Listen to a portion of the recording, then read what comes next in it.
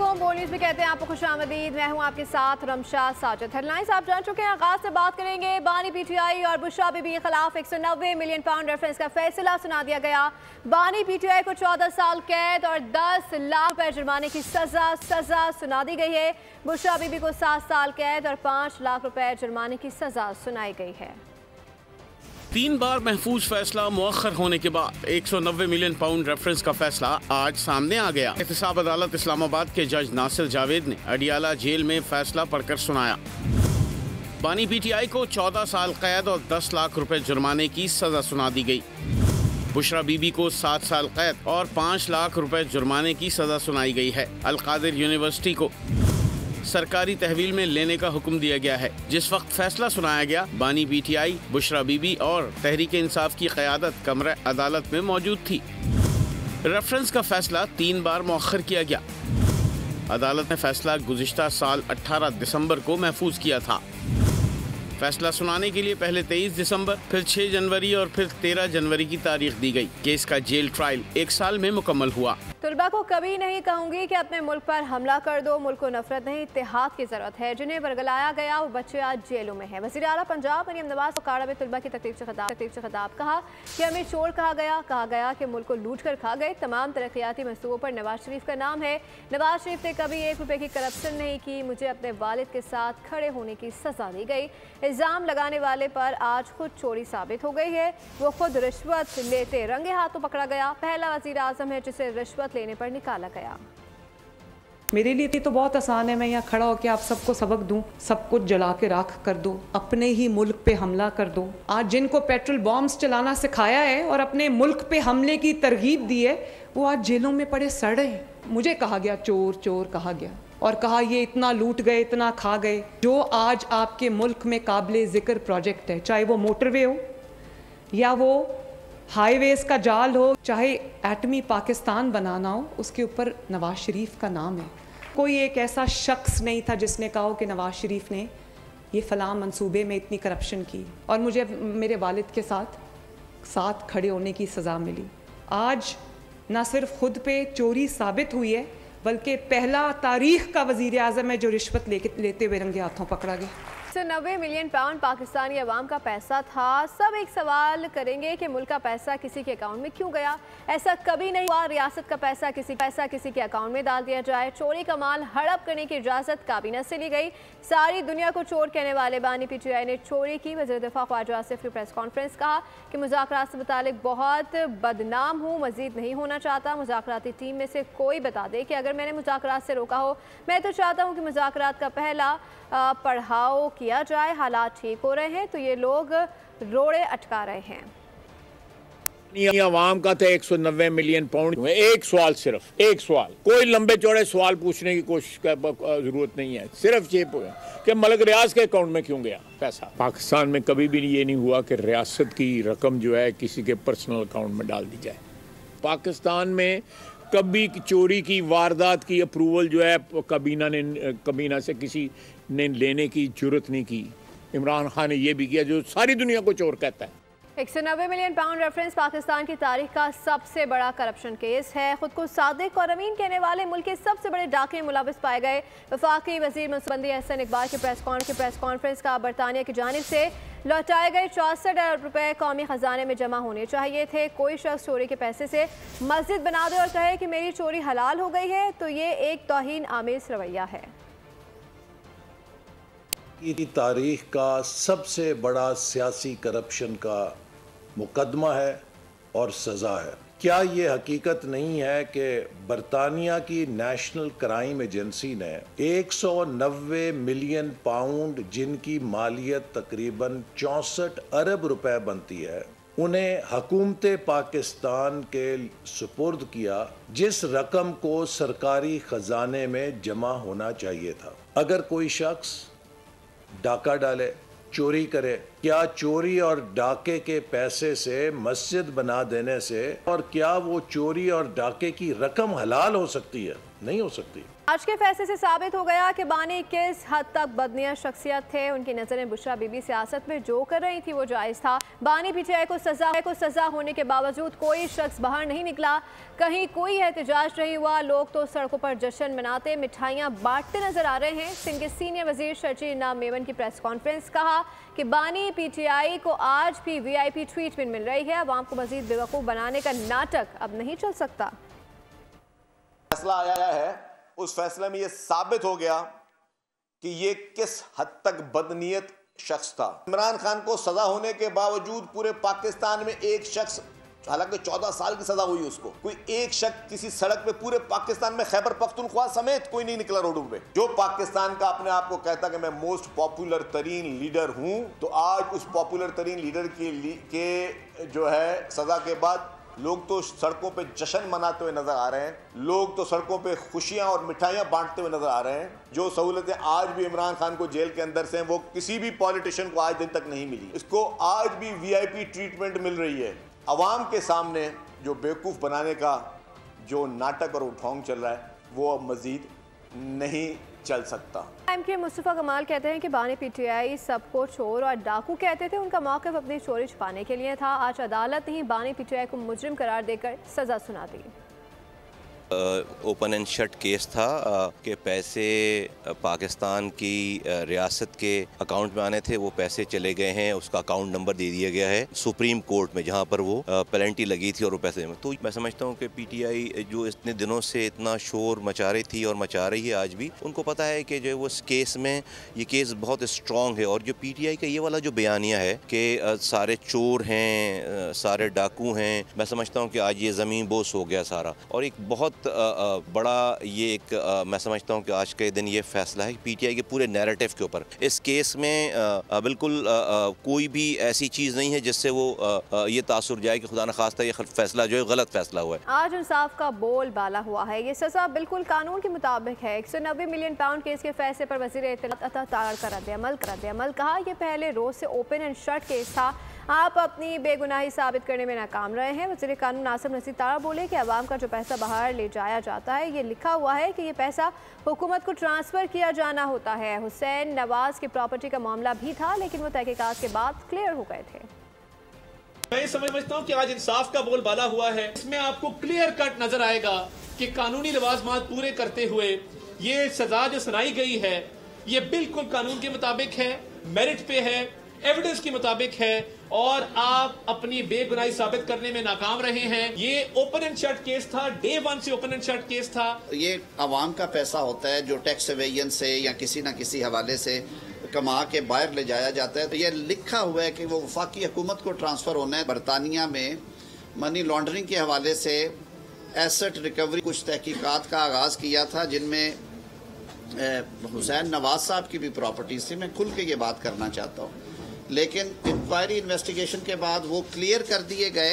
190 million pound reference case open and shut case था। Senator Faisal वाबरा की बोलियों से गुफ्तगू, कहा कि कल भी बताया था कि बानी पीटीआई और बुशरा बीबी को सजाएं होंगी। बदनसीबी है कि बानी पीटीआई इस दौराहे पर खड़े हो गए हैं। केस था 3.5 साल पहले कैबिनेट में आया, मैंने तब भी इस पर ऑब्जेक्ट किया और यही एक्सपेक्टेड था कि इसमें जेल होनी। तब तो हमें नहीं पता था कि ये हाल होगा कभी जिंदगी में। नंबर 1। नंबर 2 ये कि ये जब NCA से निगोशिएट करने गए हैं शहजाद अकबर साहब, तो उस वक्त भी कैबिनेट की अप्रूवल नहीं थी, ना कैबिनेट को पता था। NCA कह रहा है कि ये केस का ऑर्डर, क्योंकि ये ओपन एंड शट केस है, इसमें कोई 19-20 नहीं है। आगे आने वाले दिनों में अभी ये मज़ाकराती टीम रुक जाएगी, फिर ये टूट जाएगी। वो तो मज़ाकरात वैसे ही फ्लॉप हो गए, मैं डे 1 से आपको कह रहा था। फिर ये 20 तारीख के बाद अगले आने वाले महीनों में जब ट्रम्प कार्ड की भी हवा निकल जाएगी, उससे भी मायूसी पीटीआई को हो जाएगी। उसके बाद कोई बातचीत का मरना शुरू होगा।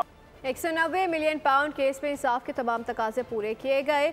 अभी तो 9 मई के केसेस के फैसले भी आने हैं। मुस्लिम लीग नून के रहनुमा बैरिस्टर अकील मलिक का बयान, कहा कि बानी पीटीआई ने लूट मार की सियासत को परवान चढ़ाया। स्पीकर पंजाब असम्बली मलिक अहमद खान ने कहा कि मुकदमे में शवाहिद बहुत मजबूत थे। आज इंसाफ होता हुआ नजर आया। तकाजे इंसाफ के, आइन के, कानून के पूरे किए गए और लुटो और फुटो की सियासत इन्होंने परवान चढ़ाई। अभी तो 9 मई के भी फैसले आने हैं। 9 मई के भी केसेस अपने लॉजिकल कंक्लूजन को पहुंचेंगे। अगर एक काबीना ने वो फैसला किया और वो एक जुर्म था, और वो उस काबीना को धोखे में रख के वो फैसला कराया गया। रिश्वत वसूल करने के बाद पूरी काबीना की आंखों पर पट्टी बांधी गई। एक बदतरीन मिसाल है मिसयूज ऑफ अथॉरिटी की, रिश्वत सतानी वसूल करके किसी को करप्ट प्रैक्टिसेस के जरिए बेनिफिट करने की। नाज़रीन, मुल्क की सियासी तारीख में जुम्मे का दिन हाई प्रोफाइल फैसलों के लिए आम है। जुम्मे के रोज कई अहम केसेस के फैसले सुनाए गए। पहले जुम्मा नून लीग पर भारी होता था, अब तहरीक इंसाफ पर भी भारी है। जुम्मे का दिन सियासतदानों के केसेस के मामले में अहम तरीन। पीटीआई दौर में यह दिन नून लीग के लिए रहा भारी, लेकिन अब है तहरीक इंसाफ की बारी।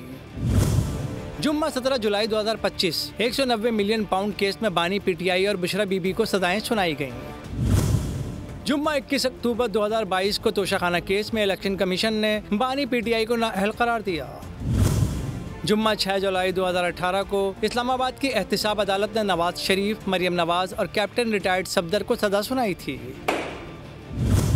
जुम्मा 28 जुलाई 2017 को सुप्रीम कोर्ट ने पनामा केस में साबिक वज़ीर आज़म नवाज शरीफ को नाअहल करार दिया था। नवाज शरीफ, बानी पीटीआई और जहांगीर तरीन की नाअहली समेत सियासतदानों से मुताल्लिक कई अहम फैसले जुम्मे के रोज ही सुनाए गए। पाकिस्तान स्टॉक एक्सचेंज में ट्रेडिंग के पहले सेशन में कारोबार में तेजी। पहले सेशन के इख्तिताम तक के SC100 इंडेक्स में 1000 से ज़ायद पॉइंट्स का इजाफा हुआ है। इंटरबैंक सिक्योरिटीज का कहना है कि मार्केट बानी पीटीआई की जेल से मुमकिन रिहाई के बारे में फिक्रमंद रही, जो ज्यादा सियासी गैर यकीनी सूरत हाल का बाइस बन सकती थी। पाकिस्तान स्टॉक एक्सचेंज में ट्रेडिंग के पहले सेशन में कारोबार में तेजी। पहले सेशन में इंडेक्स 1,14,000 से ऊपर ट्रेड हुआ, जिसमें 0.9% का रिकॉर्ड इजाफा किया गया। पहले सेशन में automobile assembler, cement, fertilizer, oil and gas exploration कंपनियां, OMCs, पावर जनरेशन और रिफाइनरी में हिस्सेस की खरीदारी हुई। इंटरबैंक सिक्योरिटीज का कहना था कि मार्केट बानी पीटीआई की जेल से मुमकिन रिहाई के बारे में फिक्रमंद रही, जो ज्यादा सियासी गैर यकीनी सूरत हाल का बाइस बन सकती थी। माहिरीन का कहना था कि म्यूचुअल फंड्स में तबादलों में भी कमी आई है। मार्केट इस मरहले पर महदूद रही जब तक के नए मुहर्रिकात ना हो। पाकिस्तान तहरीक इंसाफ के बानी, चेयरमैन और उनकी शरीक हयात को 190 मिलियन पाउंड के अलकादिर ट्रस्ट केस में मुजरिम करार दिया गया। पीटीआई के बानी को 14 बरस कैद की सजा सुनाई गई और 7 साल कैद की सजा उनकी बीवी को दी गई। Chief justice of Pakistan justice Yahya Afridi की ज़ेर सदारत बलूचिस्तान हाई कोर्ट से मुतालिक जुडिशल कमीशन का इजलास खत्म हो गया है। जुडिशल कमीशन की बलूचिस्तान में 3 एडिशनल जजेस तैनाती की मंजूरी। मोहम्मद आसिफ रैकी, मोहम्मद आयूब तनूली और नजमुद्दीन मेंगल बलूचिस्तान हाई कोर्ट के लिए एडिशनल जजेस तैनात हो गए हैं। इजलास में तीनों एडिशनल जजेस की तैनाती की मंजूरी मुतफ़क़ा तौर पर दी गई। सेबरा पाक बहरिया एडमिरल नवीद अशरफ से बांग्लादेश की मुसल्लह अफवाज डिवीजन के principal staff officer lieutenant general SM Kamrul Hasan ने मुलाकात की है। मुलाकात के दौरान बाहिमी दिलचस्पी के अमूर और इलाकाई मैरीटाइम सिक्योरिटी सूरत हाल पर तबादला ख्याल किया गया। बहरिया फौज के दरमियान तरबियत, 2 तरफा दौरों और मशकों के इनेकाद पर जोर दिया गया। Lieutenant general SM Kamrul Hasan ने मैरीटाइम सिक्योरिटी के फ़रोग के लिए पाक बहरिया की कोशिशों को सराहा। मुलाकात में दोनों ममालिक के माबैन बहरी ताल्लुकात को मज़ीद फ़रोग देने के अज़म का भी अयादा किया गया। आपको शामिल करेंगे भैंस कॉलोनी रोड नंबर 12 में डेयरी फार्म के करीब झाड़ियों में आग लग गई। तेज हवाओं के बायस आग फैलने का खदशा है। रेस्क्यू की 2 गाड़ियां आग बुझाने में मसरूफ है। मज़ीद जानते हैं नुमाइंदा बोलिस खुरम गुलजार से। जी खुरम गुलजार, बताइएगा कैसे पेश आया ये तमाम तर वाक़या?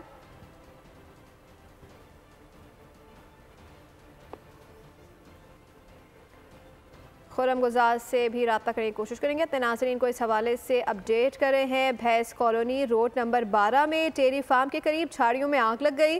तेज़ हवाओं के बायस आग फैलने का खदशा है। रेस्क्यू की 2 गाड़ियां आग बुझाने में इस वक्त मसरूफ़ है। ये मनासिर भी आपको बोल्स की स्क्रीन पर दिखाए जा रहे हैं। भैंस कॉलोनी के मनासिर है, रोड नंबर 12 है, जहाँ पर डेयरी फार्म के करीब झाड़ियों में आग लग गई है। तेज़ हवाओं के बायस आग फैलने का खदशा भी जाहिर किया जा रहा है। रेस्क्यू की 2 गाड़ियाँ इस वक्त आग बुझाने में मसरूफ़ हैं। अपडेट कर रहे हैं आपको इस हवाले से। मज़ीद जाने तो नुमाइंदा बोल न्यूज़ खुरम गुजार से। जी खुरम, आगाह कीजिएगा।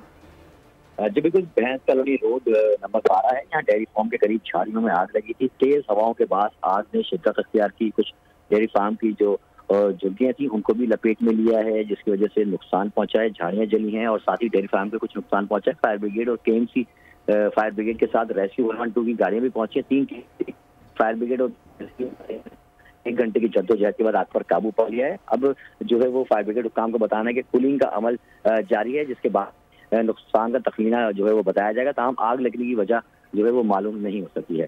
जी नुमाइंदा बोल न्यूज़ खुर्रम गुजार अपडेट करे थे, आपका शुक्रिया। बात करें इसराइली जारियत की। जंग बंदी मुआहदे के बावजूद गजा पर इसराइल की वहशियाना बमबारी जारी है। 21 बच्चों और 25 खवातीन समेत मज़ीद 87 फलस्तीनी शहीद कर दिए गए।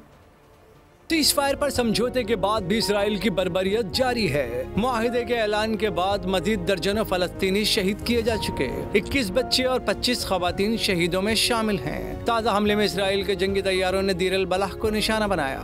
अक़वाम मुत्तहिदा की सिक्योरिटी काउंसिल ने इसराइल से फौरी जंग बंदी का मुतालबा किया है।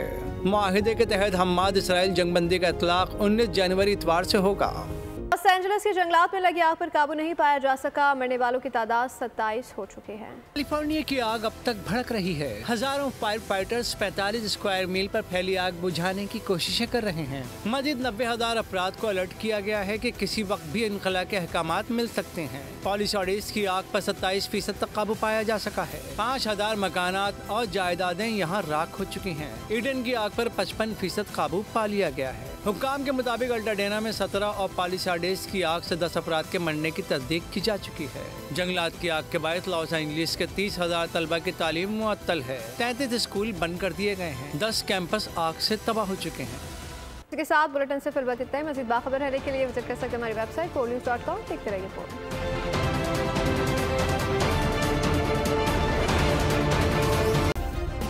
सब्सक्राइब करें और बेल दबाएं ताकि कोई खबर रह न जाए।